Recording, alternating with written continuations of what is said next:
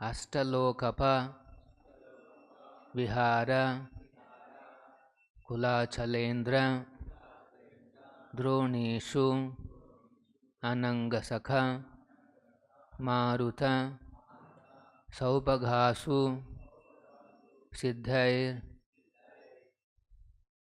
Nutaha Judhuni Pata Shiva Svanasu Reme Chiram Dhanadhava Lalana Varuthi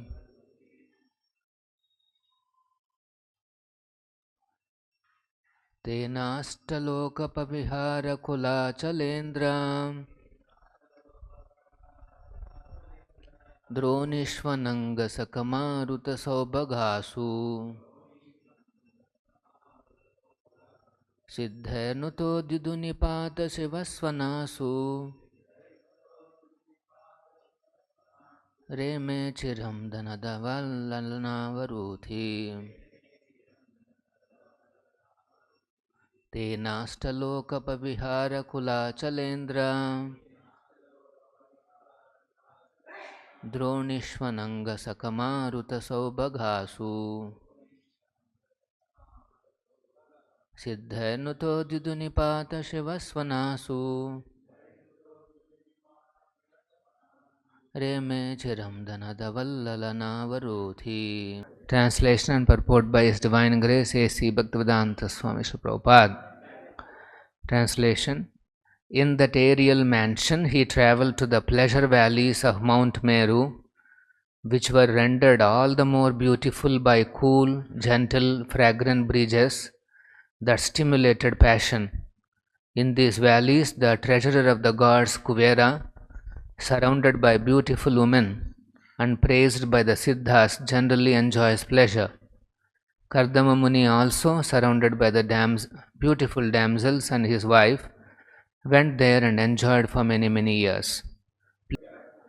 Purport by Srila Prabhupada. Kuvera is one of the 8 demigods who are in charge of different directions of the universe. It is said that Indra is in charge of the eastern side of the universe, where the heavenly planet or paradise is situated. Similarly, Agni is in charge of the southeastern portion of the universe. Yama, the demigod who punishes sinners, is in charge of the southern portion. Nirutti is in charge of the southwestern part of the universe. Varuna, the demigod in charge of the waters, is in charge of the western portion. Vayu, who controls the air and who has wings to travel in the air, is in charge of the northwestern part of the universe. And Kuvera, the treasurer of the demigods, is in charge of the northern part of the universe. All these demigods take pleasure in the valleys of Mount Meru, which is situated somewhere between the sun and earth. In the aerial mansion, Kardama Muni travelled throughout the 8 directions controlled by the different demigods described above. And as the demigods go to Mount Meru, he also went there to enjoy life. When one is surrounded by young beautiful girls, sex simulation naturally becomes prominent. Kardama Muni was sexually stimulated and he enjoyed his wife for many years in that part of Mount Meru. But his sex indulgence was praised by many Siddhas, beings who are attained perfection, because it was intended to produce good progeny for the good of universal affairs. We will also read few more shlokas as we go along. So here there is a mention of Astalokapa Vihara, Kuchalendra, Kulachalendra. So the universe has Astalokapa, 8 predominating deities in the 8 directions. Actually, in our Brahmosava, before the beginning of the festivities, we invite the demigods also to come and participate in this Brahmosava. And mainly we invite these 8 Dikpalakas, the 8 predominating controllers or deities of the universe. So these descriptions are very revealing because the universe has a systematic a team that manages the affairs. And so these 8 deities are very prominent, very important, and they wield power all over the universe. Our HODs will control a small department within the temple. That is also will have a lot of difficulties. Now here you can see each this Lokapa, Astalokapa, they wield power across the universe. All the planets and all corners of the universe, they will have their control extended. For example, Vayu is mentioned here. Maruta Saubagha, for example, air, go to any corner. That is the power. They wield such powers. So, simply because they are powerful doesn't mean that they don't have any pleasure. It's not that they can't enjoy or they don't have any pleasure. Here it is mentioned Astalokapa Vihara. They also have pleasure places. And what is that? Kulachalendra, Achala, Indra, the king of mountains, Meru. So these demigods, they go to this Kulachalendra. Like here also we see throughout the week they work very hard, and weekend they want to go to some pleasure places. They go to resorts, they go to, all those places will be crowded. Particularly waterfalls, that will be very crowded. Here it is mentioned Judunipata Shivasvanasu. There is a waterfall of Ganges making auspicious sounds. So they all go there, Vihara, Kulachalendra. So similarly, Krishna is a supreme controller. The demigod control is only limited to one universe. Krishna's control is extended to innumerable universes. Lord Chaitanya, he explains that these universes are, how many universes are there? He gives an example. You take a big gunny bag, big sack, and you put all the mustard seeds, avalu, into this bag. Now how many these mustard seeds are there in the bag? Yes, ultimately you will be able to count, but there's so many. Unlimited, within that countable. We cannot understand. It's all unlimited equations.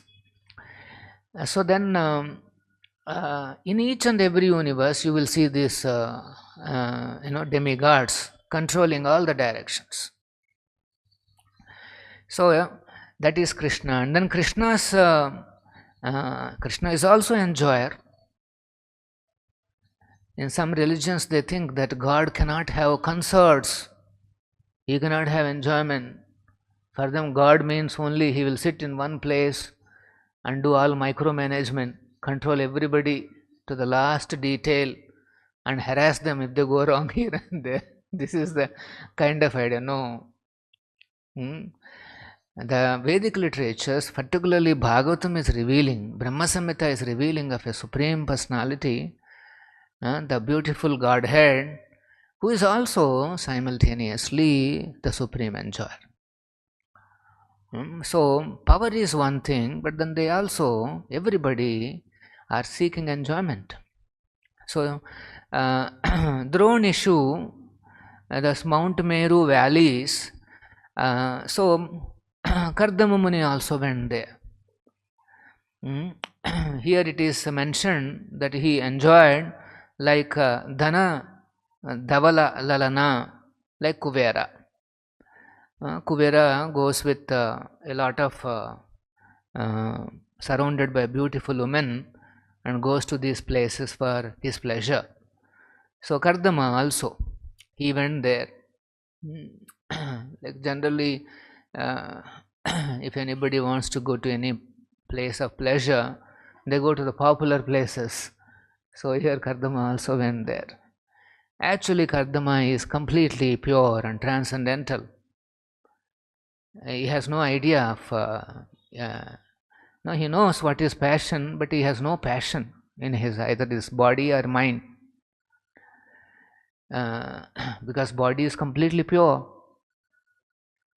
Whereas a conditioned soul, their bodies and minds are always full of passion and ignorance.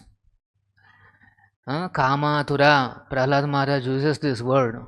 I am born in a demoniac family, my lord, and my minds are always full of lusty desires. How can I worship you? This is Prahlad Maharaj is expressing his, taking the role of a demoniac family member, is expressing his inability. That is the scenario in Kali Yuga. Everybody is kama tura, full of lusty desires. And his grass body, his subtle body is covered by these lusty and ignorant layers. So that covering is done by Maya. Maya has two aspects. One is the covering aspect, and that covering happens by this lusty and ignorant. How do you understand this lust and this passion and ignorance? They are the forces in this world, naturally existing forces.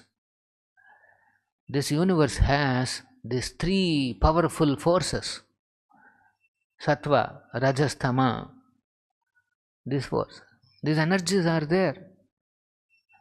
We are living in the midst of these energies. You may ask, where are these energies? They are there everywhere. All pervading energies within this material world. In fact, everything is made up of these three energies only. Our bodies, our senses, our mind, and everything is made up of a combination of these three.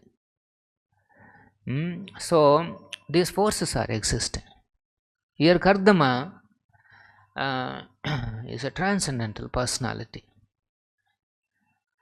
But in order to produce anything in this world, you have to utilize passion. So now he is invoking the passion. So that's why he is also, to invoke passion, there are certain things, particularly for producing progeny, all that is is adhering to all those laws, physical laws. Nobody can break all these laws. Of course, a powerful yogi can go beyond the rules also, but considering his wife's mind and the requirement for a progeny, we can see the sages taking this path. And so it is mentioned that yes, he also enjoyed. And then in the next verse it is said, Vaishrambike Surasane Nandane Pushbhadrake Manase Chaitra Rathye Cha Sareme Ramaya Ratha. So satisfied by his wife, he enjoyed in that aerial mansion, not only on Mount Meru but in different gardens known as Vaishrambaka, Surasana, Nandana, Pushpabhadraka and Chaitra Rathya, and by the Manas Sarovar lake. These descriptions are there in the Vedic scriptures. For example, Nandana Kanana Vana. These vanas are available in the heavenly planets, and how one can enjoy those descriptions are also there. By hearing these descriptions from the Vedic scriptures, an ordinary man who is already very lusty he becomes attracted to these descriptions and he thinks, oh, this is going to be my life. Wonderful. So he will become aspirational. How I can reach to these places? How can I also go to Nandanakanana? Pushpa Badraka, Chaitra all those things he will be contemplating. Constantly he will be thinking how I can attain to these gardens and he can also enjoy there. Although one may be enjoying like this, ultimately Yamunacharya's conclusion is that this pleasure is tucham. It is actually insignificant. It cannot satisfy the heart of any living entity. What is been glorified, here it is mentioned, the Kardama Muni's pleasure pastimes are glorified by Siddhas. Siddher Nutho Dudunipata Shiva Svanasu. Siddhas means they have perfected their lives and they are watching this. They are watching all these activities and they are also glorifying. A similar description will hear in Krishna's pastime. When Krishna was about to start the rasa dance, it is mentioned that all the damsels of the heavenly planets are all assembled in the sky to witness that particular pastime. You may see how is this that when they are enjoying like that, Siddhas and all these people are watching. One thing we should understand, that every action will be watched, whether it is this or that, whatever. Every action is watched by many demigods. All the Ashtadikpalakas are witnesses to the actions of the conditioned souls. Nobody can escape their control, so they watch. But then why are they glorifying? Because Kardama Muni's consciousness is fixed to produce good progeny which can benefit the universe. This is they're able to watch his consciousness, his mind, and then they could see that yes, this is meant for universal benefit. He is not trying to enjoy for his own sense gratification. So this is the consideration. Then Brajishnuna Vimanena Kamagena Mahiyata Vaimanikan Atyaseta Charallokan Yathanila. He travelled in that way through the various planets as the air passes uncontrolled in every direction. Coursing through the air in that great and splendid aerial mansion, which could fly at his will, he surpassed even the demigods. Now here the Kardama Muni's unique position is been explained. He is surpassed even the demigods. Why? Prabhupada explains in the purport. The planets occupied by the demigods are restricted to their own orbits, but Kardama Muni, by his yogic power, could travel all over the different directions of the universe without restriction. If you see these planets, say moon is there, it is restricted to its own orbit. Similarly, Kuvera, all these planetary deities, they have their own planets. They are restricted in their own orbits. The living entities who are within the universe are called conditioned souls. So now Prabhupada is saying conditioned souls means each one of us are conditioned. We have a lot of conditions to follow. Conditioned soul means we have a lot of conditions to abide by. Like some devotees or some people, when they eat, they can digest a normal person generally, he can digest in 3 to 4 hours. But somebody may be taking some 6 hours. That is the condition for him. For him this condition is 3 hours or 4 hours. If 6 hours fellow is looking at this 3 hours fellow and thinking, Hare, he is eating so much. Comparison with others is illusory. Why? Because what conditions he is in, He doesn't know. So externally evaluating all these things is actually very illusory. People can get misled. So conditioned souls, they are trying to go, Prabhupada is explaining, freely they want to go to other planets. Particularly nowadays again that wave has come. In 1960s when Prabhupada was there in US, there was a similar wave of going and landing, a man walking on the moon planet, on the moon, and a similar wave has come now also. They are very excited about moon, and nowadays more of Mars, because moon they understood is not easy. And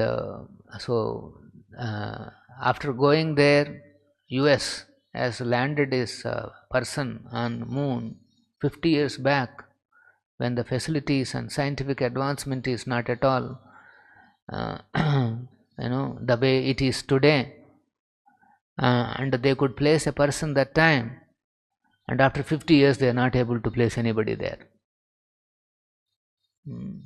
So everybody is asking this question, how is it that you could send your team 50 years back, now you are not able to send? They have no answer.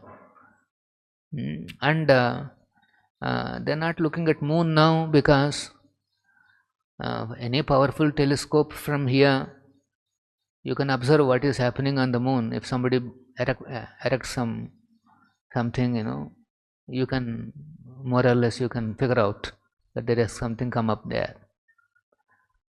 So they don't want, and they are not able to go, or they are not able to do anything there. So that's why they are saying Mars. Mars you cannot, from telescope or whatever, you cannot see anything there. So they are saying, no, we are going to Mars now.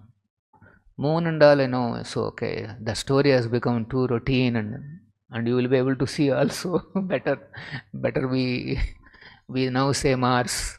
And on the Mars there is water, there is everything. They are saying all the nice, this thing is there, that thing is there. Like that, they are one day they will put one article and give some hope to the conditioned souls that yes, one day you will be able to go there. Here Kardama Muni has no such calculations and limitations. With his palatial mansion, aerial mansion, who can imagine all this? Even demigods cannot go all over the. Of course, based on their services, they will get some powers across the planet, across the universe. They will get some power. Like here also, each HOD has his own power. Organizational level powers are there, but he also has limitations. Demigods have limitations, but then Kardama Muni has no limitation. It is mentioned here that like air can pass through, air god has a capacity to go everywhere.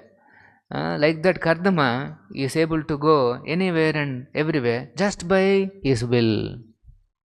You can see the activities of one, a devotee of the Lord, even that is inconceivable for us.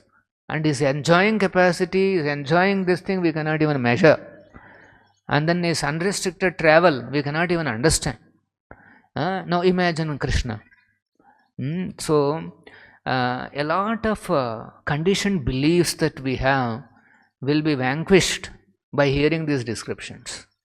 And so here next it is mentioned, Kim durapadanam tesham pumsam uddhama chetasam yair ashrita stiddapada charano vyasanatyaya. Translation: what is difficult to achieve for determined men who have taken refuge of the Supreme Personality of Godhead's lotus feet? His feet are the source of sacred rivers like the Ganges, which put an end to the dangers of mundane life. So somebody may be surprised. How is it that the Kardama could even surpass the demigods? Here the answer is given. What is difficult to achieve for a determined devotee who has taken shelter of the Supreme Lord's lotus feet? Tiddapadas charano. So Krishna is known as Tiddapad. Tirtha means the pilgrimage place. All the pilgrimage places are resting on the lotus feet of the Supreme Lord. The Supreme Lord's charana, the lotus feet, they are the source of all the Tiddhapada, Siddhas, all the pilgrimage places. So if somebody is focusing on that lotus feet, Krishna's lotus feet, and is determined in his devotional service, then what is the difficulty? This is what Bhagavatam is saying. Kim durapadanam tesham. Durapa means difficult to achieve. Actually, as Krishna conscious devotees, we have no material ambitions to achieve. We have no such ambitions. Pure devotional service means devotee is free from personal ambition. Personal ambitions are considered poisonous. Prabhupada says in our Krishna conscious life, poison means having a personal ambition. I want to be like this, I want to be. For his own sense gratification, if somebody has personal ambitions, actually that is the poison. And if a devotee has such personal ambitions, they will go to any extent in order to fulfill their ambitions, which is detrimental to pure devotional service. If a devotee is free from such personal ambitions, his ambition is only to serve Guru and Krishna, his ambition is to produce something for Guru and Krishna, then he will be able to utilize his passion and purify himself. Our situation is, our bodies and minds are covered by passion, and by engaging intensely in Guru's and Krishna's service, in the moment of their Prabhupada's movement, we can actually dovetail that passion. This passionate energy you cannot simply suppress. The best way to get out of this passionate energy is that you have to utilize this for Krishna. Let us say you feel like working hard and doing a lot of things and produce a lot of things. Yes, Prabhupada is so nicely designed our process, this Krishna consciousness movement, that even ignorant and passionate people like us, we can survive just by being busy in building up this movement. If a devotee is continuously contemplating on how to expand the mission of Guru, he is actually utilizing this creative, passionate energy. Continuously he is thinking in his own service, how I can please my spiritual master by my service.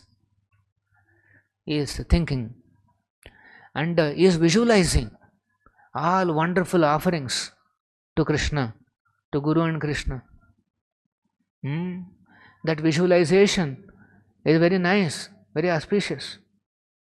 And then one becomes attracted that yes, whatever I am visualizing, I want to do and produce something. Devotee should have a goal like that. He should keep a goal in his life and he should visualize that goal. For example, Radha, Govinda, the Moolavar Vigrahas, we are going to do Pratishta. The pujaris are visualizing this color will look very nice for Krishna. Yeah, this saree is very nice. They are asking Prabhu which abharanas, which color, and devotee is visualizing in his mind. He is putting a kirita on Krishna and he is saying, okay, this is looking better. and then he is thinking of where this is called visualization. This is a creative. Our images in our mind, they're creative in nature. Any image you use, you create in the mind, slowly that image will come into action. So instead of struggling with negative images and battling with them, how to get rid and all that, better is to nicely visualize in our own services or in the deity worship nice things, so that all those things will become offered at the lotus feet of Krishna. Tiddapadais charanam. Here it is mentioned Vyasana Atyaya. This contemplation on Krishna's lotus feet will vanquish all the dangers. We are in complete danger. Every step is a danger. Why it is said? Because our mind can trick us any moment. And mind will only bring dangers. That's why it is said, till we are liberated, not even liberated, till we are a lover of Krishna, you cannot believe our mind. Why it is said like that? Because mind can trick us any moment and create and bring a big danger for our spiritual life. This is the problem. This danger is like that. So that's why devotee, he should know where the mind is completely trying to go. That force he has to understand, and in that same force he should utilize for Krishna. These forces are not denied, but they have to be engaged in Krishna's service. So this one should happily focus on the Lord's service, then he is out of danger. Otherwise, the mind will pull him into so many conditioned pictures and visualizations and harass the devotee. Any questions? Hare Krishna. Yeah. Prabhu, you were mentioning that devotees should not have any personal ambitions like that. Some senior devotees were mentioning that based on the desire to serve, the service is given to devotees. Like Brahma wanted to serve Lord in a particular way, so he was given that Brahma post. Even we see like different forms of Lord are there. Someone wants to serve the Lord as Ramachandra, so Lord has given that chance. So Krishna has many forms, and based on their desire to serve him, he is reciprocating with them. Yeah. So that is a kind of a personal ambition which I feel like, because pure devotee means Krishna only they should. 200 form of Krishna. Even 400 form of Krishna is little bit, some ambition is there. So could you please put more light on that? Yeah. When the devotee, let us say, becomes liberated, he is situated on the platform of the soul. Even the soul also has ambitions. The ambitions are there in the soul also. Ambitions, desires, competition, all these are part of the soul. Soul also wants to compete. We see this in Goloka. There is a competition even among gopis to serve Krishna. So this desire and competition, you cannot take it away. That is always there. But if that ambition is, he is wanting to use it for his own personal sense gratification, then that is the personal ambition for his own indriya trupti. What is being condemned is utilizing for personal sense gratification. Otherwise, ambitions can be there. Like I was mentioning, in our mind, and for example, Pujari is visualizing his ambition for Krishna. I want to dress him like this. And then they become so immersed in that thought. They'll also be thinking whether to put like this, or like this, or like this. So minutely they're absorbed. and what, let us say, little pearl is there, okay, like this or like this or like this. Very carefully they get into the minute detail. And Prabhupada says, if a devotee is minutely dressing Krishna, it is said that that is equivalent to minutely studying the Vedas. Pujari is scrutinizingly studying all the Vedas by very minutely decorating Krishna. See how nice it is. You don't have to again go through all those shastras and this and that, shlokas, mantra chanting, nothing. Just you focus on nicely decorating Krishna, that's all you are studying. So, coming back to, so personal ambition means for his own satisfaction. It could be, I want to become a very famous devotee, or my name, or my fame, or I need a big position, or I need all. These are all mundane ambitions. He wants to achieve something within this world. That is not encouraged. But if he has ambitions for Krishna, that is called spiritual ambition, and that is natural. As I said, soul is not free. Soul means doesn't have, it's not that desires are nullified or ambitions are not there. No, ambitions are there, but always thinking about Krishna's pleasure. This is the only difference. Hare Krishna Prabhu. Like in that like Chaitanya Chaitamrita, like Lord Chaitanya, when he travels South India, he comes and meets back Ramananda Raya. Yeah. He says that I was not pleased by anyone's association. I am pleased with your association only. Yeah. Like in the sense that is not ultimate pleasure for the Lord. Other devotees, Lord is not fully pleased with them, like the gopis service. But still, it's a kind of personal ambition also, because they want to serve the Lord in some other way. Yeah. Now coming to the spiritual life, yes, each devotee has an inclination, because as I said, the soul is also having desires. It also has ambitions to serve in a certain way, and Krishna fulfills those desires. Krishna fulfills even material desires also, but that is a source of misery for the jiva. But if somebody is desiring in his constitutional position as a servant of Krishna, that is auspicious. Now some devotees are attracted to Ramachandra, some are attracted to Narayana, some are attracted to Krishna. So yes, the Lord fulfills their desires by appearing in that form. And as soon as the devotee sees such form, he becomes ecstatic. He'll be jumping and dancing, rolling on the ground with all the ecstasy just by having darshan of the Supreme Personality. But in the form that he wants to serve and have the audience. So this is so this variety is permitted. These ambitions are permitted and they are natural. And our Chaitanya Parampara is to fully focus on that son of Nanda Maharaj, Krishna in Vrindavan as son of Nanda Maharaj. That form of the Lord is our target.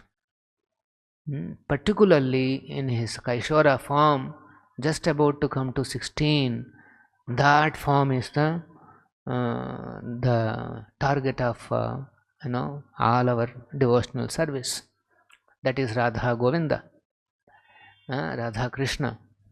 Radha and Krishna means Vrindavan pastimes. So Aradhyo Bhagavan Vrajeshatanaya.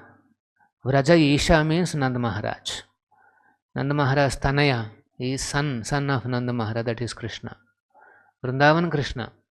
And Aradhyo Bhagavan Vrajeshatanaya Taddhama Vrindavanam.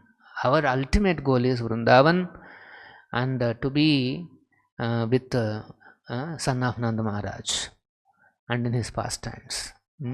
So Like here, Siddhas are coming to see all these demigods and their activities, and they're also happy.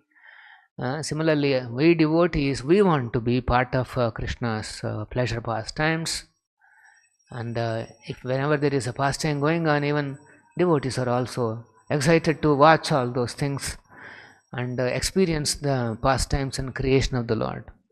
So nothing is denied in the spiritual world. Whatever is the ambitions here, everything is available there also, but there is no inebriety. Inebriety means there is no difficulty, there is no misery there. Happily everybody can fulfill their desires, particularly in relation to Krishna. All the desires are in relation to Krishna, and so they can happily fulfill their desires. So desires are not denied, ambitions are not denied, but sense gratificatory ambitions are condemned. Particularly personal ambition for our own pleasure is considered poison. That is the poison. So yes, we all should get attracted to Radha Krishna, Radha Govinda, and that should be our target.